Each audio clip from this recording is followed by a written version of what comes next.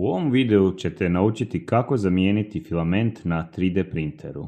Prvo na printerovom touchscreenu vratite glavu printera u home poziciju. Ovim osiguravamo da nam je glava printera u sigurnoj poziciji. Zatim, sljedeći prikazane upute pokrenuti Retract funkciju. Ona će zagrijati glavu printera i krenuti postupak izbacivanja filamenta.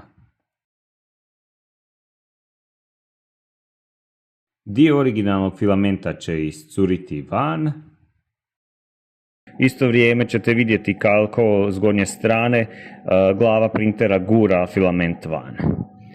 Nakon što je to gotovo, lijevom rukom pritišćemo polugu prema lijevoj strani i drugom rukom izvlačimo filament.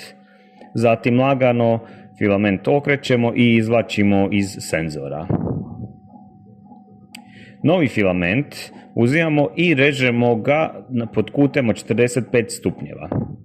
Isto tako stavljamo ga na printer i provlačimo ga prvo kroz senzor za printanje i zatim ga guramo u glavu printera. Isto tako polugu gurnemo lijevo i guramo filament dokle god nam to glava mehanički dozvoljava. Zatim idemo na touch screen na printeru i namještamo extrude po uputama prikazanim na ekranu. Filament stari kreće izlaziti prema van i lagano ga mijenja novi filament, to jasno vidimo pri promjeni boje. Ako odmah se ne promijeni boja, par puta ponovite postupak. Rukom maknite ostatak filamenta.